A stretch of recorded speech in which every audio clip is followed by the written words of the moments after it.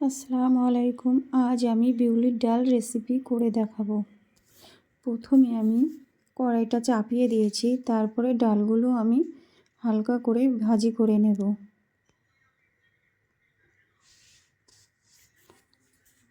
ভালো করে নাড়িয়ে চাড়িয়ে আমি ভাজি করে নেব।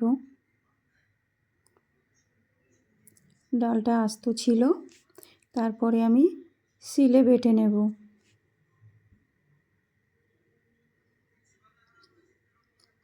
লাল লাল হয়ে এসেছে, আমি এবারে নামিয়ে নিয়েছি, নিয়ে আমি শিলে বেটে নিচ্ছি।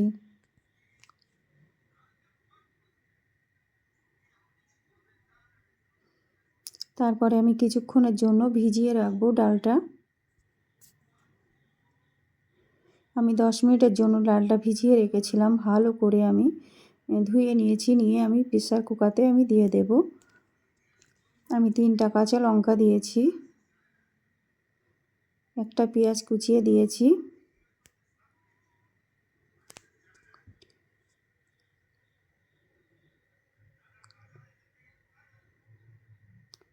তারপরে একটু সর্ষের তেল দিয়েছি,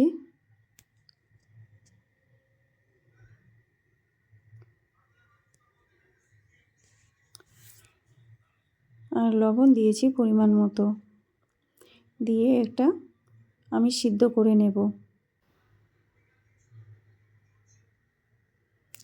তারপরে আমি পানি দিয়ে দিয়েছি।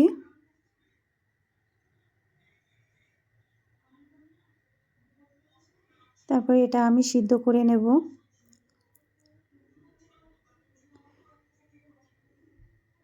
আমার সিদ্ধ হয়ে গেছে। আমি উনুনে কড়াই চাপিয়ে দিয়েছি, তারপরে সর্ষের তেল দিয়েছি। সর্ষের তেলটা গরম হয়ে গেছে, তারপরে আমি জিরা দিয়েছি পরিমাণ মতো, আর পরিমাণ মতো মৌরি দিয়েছি। তারপরে আদা রসুনের পেস্ট দিয়েছি। এটা একটু নাড়িয়ে চাড়িয়ে নেব।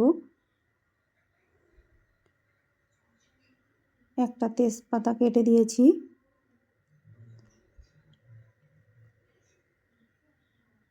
তারপরে হলুদ গুঁড়া দিয়েছি পরিমাণ মতো, আর লঙ্কা গুঁড়া দিয়েছি পরিমাণ মতো, দিয়ে তারপরে ওদিকে আমি সিদ্ধ করা ডালগুলো আমি কড়াইতে ডালগুলো দিয়ে দিয়েছি।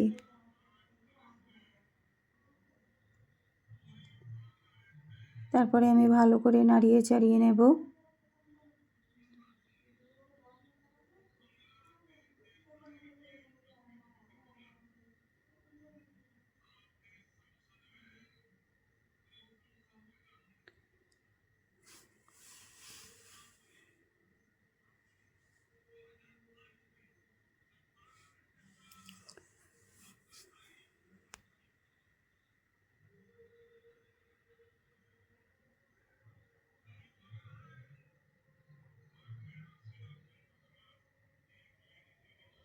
ডালটা খুব সুন্দর গলে গেছে।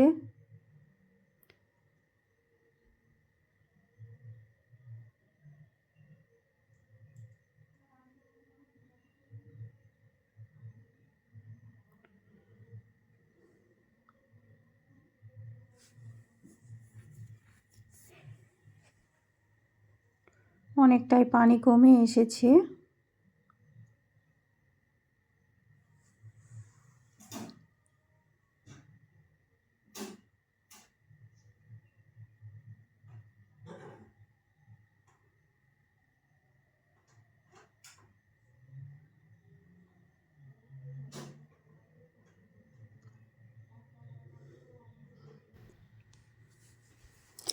লঙ্কা গুঁড়া দিয়েছি, একটু কম হয়ে গিয়েছিল।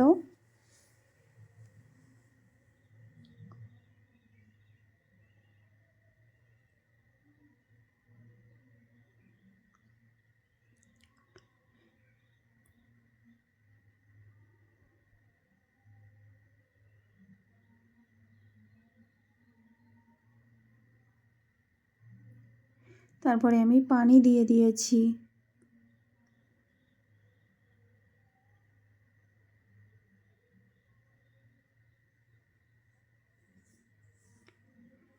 ডাল ছিল, আর পেঁয়াজ কলি চিংড়ি মাছ দিয়ে ভাজি করেছিলাম, মাংস ছিল, তারপরে আমি জিরা গুঁড়া দিয়েছি পরিমাণ মতো।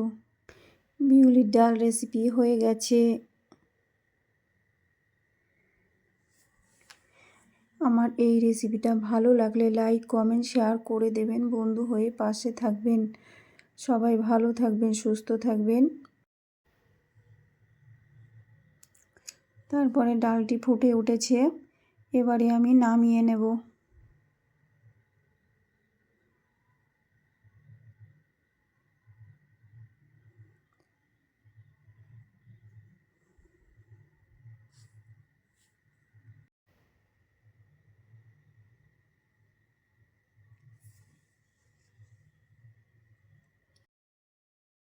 কত সুন্দর ডালের কালার হয়েছে দেখুন।